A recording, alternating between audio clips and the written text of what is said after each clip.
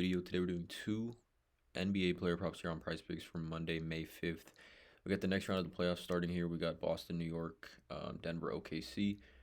Again, before we get started, you guys take a look in the description below of this video. Hop into the Discord, $9.30 per month. Comes out to 31 cents per day. That's where I post all the plays I'm making on PrizePicks. We have other caps in there as well. Overall, super positive community. We're doing a promo right now for first-time members of the Discord, 20% off your first month. It comes out to like $6 for the first full 30 days. With the link in the description below using promo code TUFF. But let's get into it, you guys. We got these two games here. Hopefully these games do remain close. Both games are 9-point spreads. Obviously both the favored teams are pretty good at home, but again, given the playoffs, hopefully we get some run for both these teams here. Yeah, let's not waste any time, guys. Let's just get right into it. So the first one I'm looking at here is gonna be Josh Hart over 32 fantasy score. Again, 9.5-point spread, 9-point spread. I guess this is a 9-point spread here. It's close enough to where Josh Hart should see his normal total of minutes. But he's played really well against the Boston Celtics so far this season. So we look at Josh Hart just again in general on the year on this 32 fantasy score line. When he plays 36 minutes, he's averaging 40.1 fantasy points and over in 46 of 56 with an 82% hit rate. Again, this is outlier, by the way. Link in the description below can get you a 7-day free trial. But obviously, when he plays these amount of minutes, the hit rate is strong for this low line, and he's gonna play this type of minutes. If we look at kind of how many minutes he's played over his last 10, he's averaging 37.6 minutes. And then in that series versus Detroit, when he did stay out of foul trouble and the game did remain close, he played 40, and 42 minutes. So again, he's gonna play north of 36 minutes, so that filter kind of makes sense here. We look at per 36 minutes, Josh Hart on the road. Since what is this, April 6th? Let's just do the last 60 days on the road.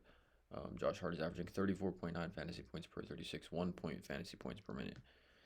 But what's key for me here is we look at his game log this season versus Boston. He played 25 minutes against Boston, had 20.3 fantasy points back in October. I think the Knicks got blown out. But then over in 3 straight versus the Celtics, 34.1, 44.7, and 41.7. But what for me is key is these field goal attempts, the shooting volume for Josh Hart, which is, again, abnormal. 14, and 16 field goal attempts, which I think he actually averages only 10. He's only averaging 10 field goal attempts on the year. But specifically against Boston, he sees shooting volume, right? And I think it's because Boston loves to blitz the three-point line. Blitz shooters, or not blitz, but really, really just focus on closing out on shooters. Jalen Brunson obviously a shooter, Mikal Bridges is a shooter, and OG is a shooter. Josh Hart can shoot the ball, but he likes to drive to the basket, which I think is presenting opportunities here for Josh Hart, given these field goal attempts.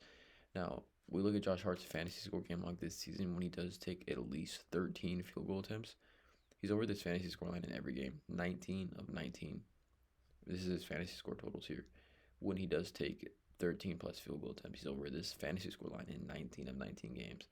And then just given how he can, fill up the stat sheet in a bunch of other ways, like, he's obviously a rebounds plus assist monster, has steals plus blocks upside as well. So I do like this spot for Josh Hart. I think it's a little bit of a low line, and if we get a competitive game, obviously, if this is a blowout, this is going to chalk, and all we can do is just, I guess we could take first half or unders, but I like this spot for Josh Hart, over 32 fantasy scores. Second place is going to be a PRA line. Where's PRA? PRA, points plus rebounds plus assists. This is an interesting one. Actually, I'm just going to search for it. It is Michael Porter Jr. I like his over 18.5 PRA. In this one, I think it's again a buy low because of the shoulder injury that it does have. But if we look at he did play 30 minutes in that game 7 versus Denver. 30 minutes. He finished with 21 PRA, 15 points, 6 rebounds, and did shoot the ball well, 3 for 8 from 3. Obviously made 30s, had at least another day to rest that shoulder, get treatment on the shoulder, and I do like the upside for him. In this matchup versus OKC. Now, we look at Michael Porter Jr. And his PRA line this season. In general, just this season, he's over an 8 of 8 versus OKC, or in 8 of his last 8 versus OKC. This season, he's over in 4 of 4 games versus OKC. in general this season. He's over in 72 of 84 games. Let's just say, he plays 26 minutes. He's over in 70 of 77 games, 91% hit rate, averaging 27.36 points, rebounds, plus assists.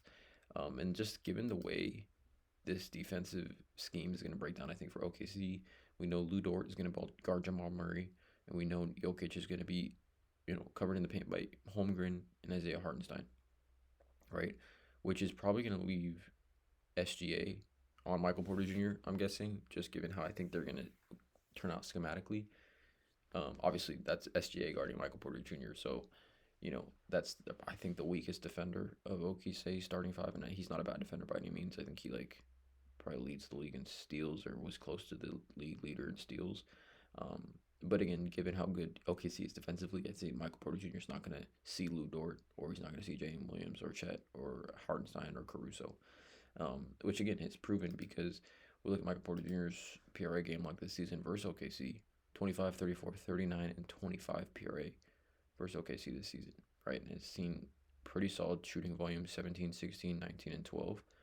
Obviously good minutes, but again, it's because there's a shooting funnel for teams that play OKC because of Lou Dort and because they love to blitz the team's best player, which they're going to blitz Jokic all night, in my opinion, I think. So I think it's a buy low. I mean, we're talking about a player that, per 36 minutes on the season on the road this year, 18.9 points, 7.4 rebounds, 2.2 assists. So, we're talking about, 27 PRA average. This season on the road, we get this line at 18.5.